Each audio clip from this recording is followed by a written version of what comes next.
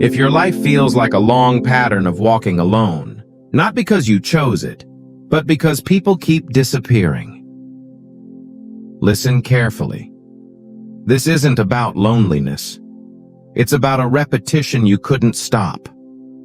You don't lose people in loud, dramatic ways. They don't always fight you. They don't always betray you openly. They fade. They distance themselves. They stop understanding you. And eventually, they're gone. And you're left asking the same question again and again, in silence. Why does this keep happening to me? Here's the brutal truth most people don't want to hear. This is not because you're difficult. It's not because you're broken. And it's not because you failed to be enough. Some paths are designed to narrow before they expand, and some people are separated before they are trusted with weight. Chosen ones are not shaped in crowds. They are shaped where there is no applause, no validation, and no one to lean on. Isolation is not a mistake in your story. It's a filter. And if you've noticed that the more aware you became, the fewer people stayed, that wasn't random. This video is not here to comfort you.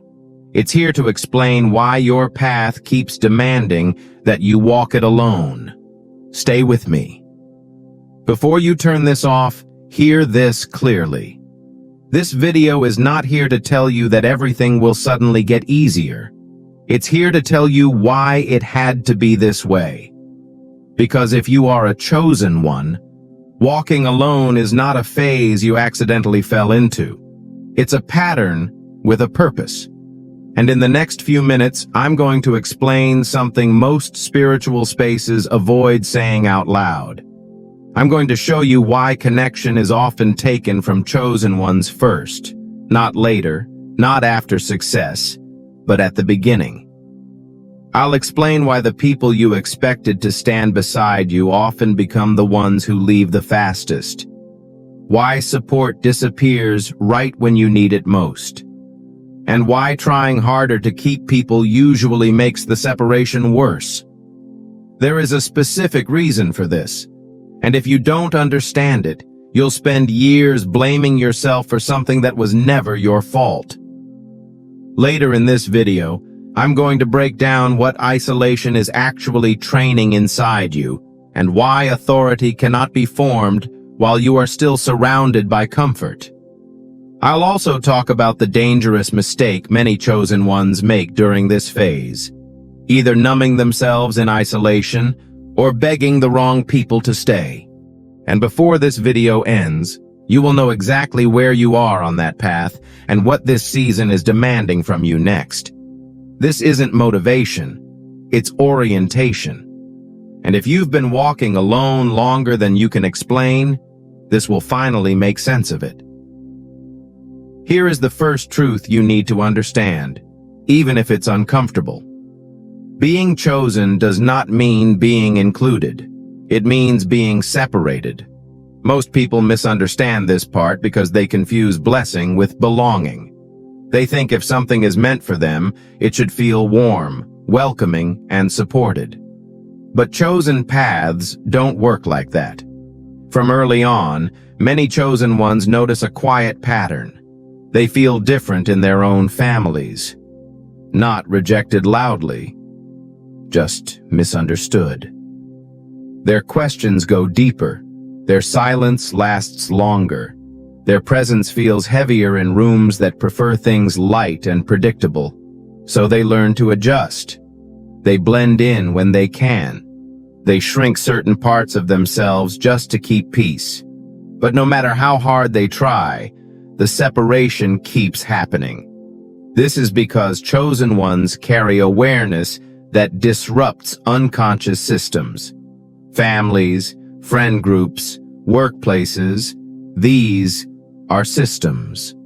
And every system protects its own balance. When someone enters with a different frequency, a different way of seeing, that balance is threatened. So the system does what it always does. It pushes the difference to the edge, not always with cruelty, often with confusion, distance, silence. This is why chosen ones are frequently labeled as too intense, too sensitive, or hard to understand. Not because those labels are true, but because they are convenient. Separation begins early because alignment must come before assignment. If you were fully accepted everywhere, you would never learn discernment. If you were always understood, you would never learn clarity. And if you were never alone, you would never learn to stand without mirrors. This is not about superiority. It's about incompatibility. Chosen ones are not designed to be absorbed into the crowd. They are designed to see from the outside. That position feels lonely, but it is strategic. When you are separated early, you are forced to build an inner reference point. You learn to listen inward instead of chasing agreement. You learn to observe instead of perform. You learn to survive without applause. This is why forced belonging always fails for chosen ones. They can fake it for a while, but something inside them suffocates, and eventually the separation returns, not as punishment, but as correction. If this has been your experience, feeling out of place even when surrounded by people, this is not proof that something is wrong with you. It is proof that your path was never meant to merge too soon. Separation is the first filter. The second truth is the one most chosen ones struggle with the longest, because it feels personal. People don't leave you because of one mistake. They don't disappear because of one argument, one flaw, or one difficult season. They leave because they cannot stay. Not everyone is built to walk beside someone who is undergoing deep internal change. And not everyone is willing to remain close to something that challenges their comfort, their identity, or their sense of control. Chosen ones don't just participate in relationships, they activate them. Without trying to, your presence brings things to the surface. Unspoken fears, unresolved wounds, hidden insecurities. Your questions disturb people who survive by avoiding reflection. Your silence unsettles those who need constant reassurance. Your growth creates pressure in people who have no intention of growing. So instead of rising, many people retreat. That's why separation rarely comes with a clean explanation. There's no dramatic confrontation, no final conversation that makes everything clear. There is just distance, delayed replies, changed energy, and eventually, absence. It's not always because they stopped caring. Often, it's because staying would require them to face parts of themselves they've spent years avoiding. There is another layer that is even harder to accept. Chosen ones are difficult to control. When people can't predict you, can't define you, can't keep you in a familiar role, they begin to feel threatened. Not consciously, instinctively. Control doesn't always look aggressive. Sometimes it looks like expectations, emotional pressure, subtle guilt, unspoken rules about who you are allowed to become. And when you start breaking those rules, when you stop explaining yourself, stop shrinking, stop abandoning your truth to maintain peace, the relationship begins to fracture. This is especially painful when it happens with people you trusted deeply. Family members who expected you to stay the same. Partners who loved a version of you that no longer exists. Friends who were comfortable when you were unsure of yourself. But here is the truth beneath the pain. Some people were meant to walk with the earlier version of you, not the one you are becoming. They were aligned with you when you were quieter, more adaptable, easier to fit into their world. But as soon as you started stepping into clarity, the connection lost its foundation. Not because you became cold, not because you became selfish, but because you became harder to manage. This is why trying to keep people through effort never works on this path. The more you explain yourself, the more misunderstood you feel. The more you compromise your boundaries, the more disconnected you become. Because the separation was never about behavior. It was about direction. Chosen ones move forward while others remain attached to what feels familiar. And when paths diverge deeply enough, history alone cannot hold people together. This is the part that hurts the most. Not being rejected openly, but realizing that love, loyalty, and shared memories are not always strong enough to overcome incompatibility. If you've noticed that people disappear right when you begin to change, when you stop tolerating what once felt normal, when you choose truth over comfort, when you no longer abandon yourself to be accepted, this is why they can't stay. Not everyone who walks with you is meant to walk with you through what you are becoming. And understanding this is how you stop carrying guilt for separations that were never yours to prevent. Let me pause here for a moment. If you're listening to this and you recognize the pattern, people drifting away without explanation, connections ending right as you start becoming clearer, feeling like you're always the one left standing, I want you to acknowledge it, not for me, for yourself. Drop a comment below and simply write "still here," not as a signal to the algorithm, but as a quiet confirmation that you see what's been happening. Because this message doesn't resonate with everyone. It only lands with those who have lived it. And if this is hitting closer than you expected, stay with me. What comes next is not about why people left. It's about why you were meant to survive it. The third truth reframes everything you've experienced so far. Isolation is not where chosen ones are punished. It's where they are trained.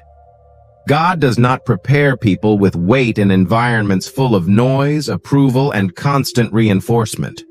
He prepares them where there are no witnesses, no shortcuts, and no external validation. Isolation strips away false strength. When no one is watching, you can no longer perform. When no one is praising you, you can no longer borrow confidence. When no one is guiding you, you are forced to develop discernment instead of dependency. This is why isolation feels intense for chosen ones. Not because something is wrong, but because everything unnecessary is being removed. In isolation, your motives are tested. Your patience is stretched. Your identity is questioned. You are confronted with who you are without applause, without roles, without borrowed meaning. And this is exactly the point. Authority cannot be built in crowds. Clarity cannot form in constant conversation. And obedience cannot mature while comfort is still available. Isolation teaches you how to stand without leaning. It trains you to hear direction without consensus, to act without reassurance, to move without needing permission. This is where many people misunderstand God's nature. They assume love means protection from discomfort, but refinement requires pressure. Gold is not refined by explanation. It's refined by fire. And the fire is never public at first. Chosen ones are often hidden because premature exposure would destroy what is still forming. Influence without grounding leads to collapse. Vision without discipline leads to delusion. So God removes distraction before he releases direction. He removes people before he entrusts responsibility. He removes noise before he sharpens hearing. This is why isolation often intensifies right before clarity arrives. Not because you are being delayed, but because you are being stabilized. You are learning how to be consistent when no one is checking on you, how to remain aligned when no one is affirming you, how to hold your ground when no one is standing beside you. Isolation teaches you endurance, not emotional numbness, endurance. the kind that doesn't depend on circumstances. And when you emerge from this phase, you won't be louder. You'll be steadier. You won't need as much validation. You won't chase agreement. You won't confuse attention with alignment. Because isolation did its work. It didn't make you smaller. It made you unshakable. And that is why God trains chosen ones here first. This is where the meaning begins to shift. Up until now, walking alone may have felt like loss, like something was taken from you, like life kept subtracting instead of building. But here is the turning point most people never reach. Walking alone was never the outcome. It was the process. Isolation is not the destination for chosen ones. It's the passage. What felt like delay was actually sequencing. What felt like rejection was redirection. And what felt like abandonment was alignment happening without witnesses. You were not being held back. You were being positioned. There are things that cannot be formed while you are still emotionally entangled. Decisions that cannot be made while you are still seeking permission. Strength that cannot emerge while you are still leaning on familiar support. This is why the path narrowed before it expanded. God did not remove people to punish you. He removed them to clarify you. When the noise faded, your inner voice became clearer. When the mirrors disappeared, your identity stabilized. When the crowd thinned out, your direction sharpened. You began to notice something subtle. You no longer reacted the same way. You didn't need as much explanation. You didn't feel the same urgency to be understood, not because you stopped caring, but because you stopped outsourcing your sense of self. This is the shift. You move from asking, "Why did this happen to me?" to asking, "What is this preparing me for?" And that question changes everything. Walking alone teaches you how to move with intention instead of impulse, how to choose depth over familiarity, how to value alignment over attachment. It teaches you that not every connection is meant to be carried forward. And not every ending is a failure. Some endings are requirements. Requirements for clarity, for authority, for the kind of impact that cannot be negotiated or diluted. When this shift happens, you stop trying to recreate the old life. You stop chasing replacement connections. You stop explaining why you are different now. You begin to trust the narrowing, because you can finally see it for what it is, not a punishment, not a mistake, but the necessary turning point between who you were and who you are being prepared to become. Now we arrive at the part most people rush to too quickly. Who you're becoming. Not the fantasy version, not the image built from motivation or ego, but the version that could only be formed by walking alone. Isolation did not make you empty. It made you precise. You are becoming someone who does not need constant affirmation to move forward. Someone who can sit with uncertainty without collapsing. Someone who can make decisions without waiting for approval. You are learning how to hold clarity under pressure. Where you once reacted emotionally, you now pause. Where you once explained yourself, you now observe. Where you once chased connection, you now recognize alignment. This is not detachment. This is discernment. You are becoming harder to manipulate because you are no longer desperate to be understood. Harder to distract because you are no longer addicted to attention. Harder to destabilize because your identity no longer depends on who stays or who leaves. This is what isolation was preparing. You are becoming someone who can carry weight without needing an audience. Someone who can influence without forcing. Someone whose presence shifts rooms not by volume, but by steadiness. Authority does not announce itself. It settles. You won't need to convince people of who you are becoming. They will feel it in how you move, how you speak, and what you no longer tolerate. And here is the part that surprises most chosen ones. The future you are stepping into does not require more people. It requires more alignment. Connections will return, but fewer, sharper, and more intentional. Not everyone will have access to you. Not everyone should.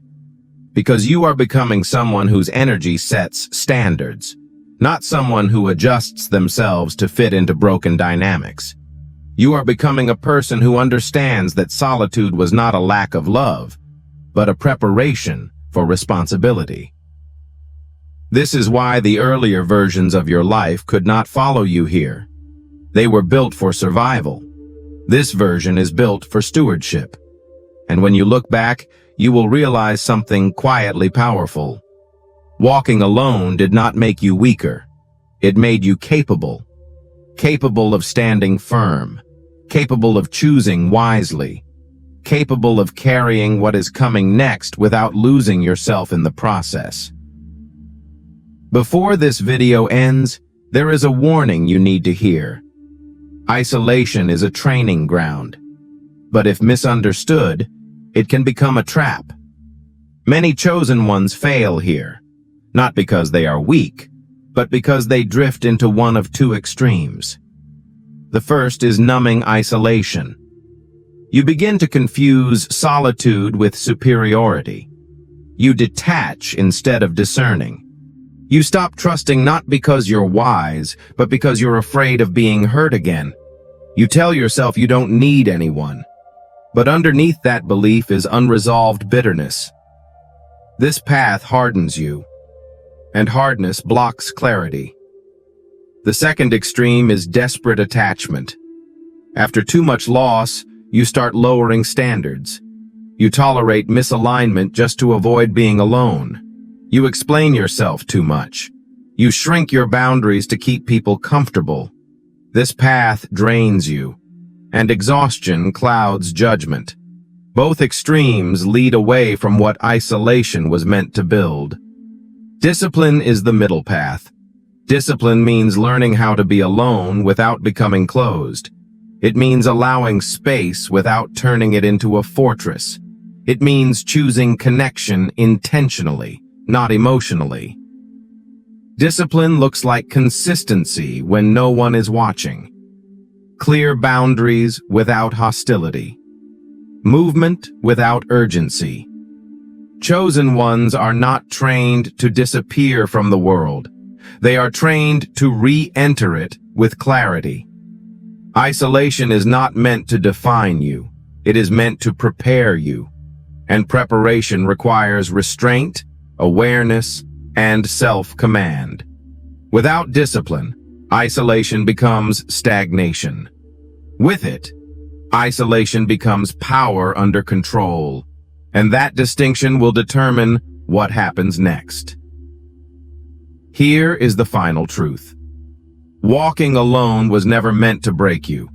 It was meant to make you ready. Ready to move without approval.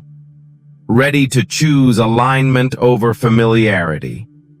Ready to carry responsibility without losing yourself.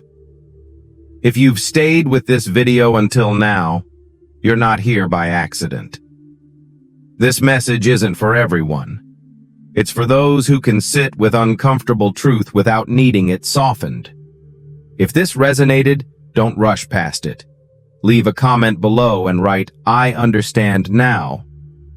Not for validation, but as a marker that something shifted. If you want to continue this path with clarity instead of confusion, subscribe and stay. This channel isn't about motivation, it's about orientation. And if you are truly chosen, you already know. The real work begins when you stop needing the crowd.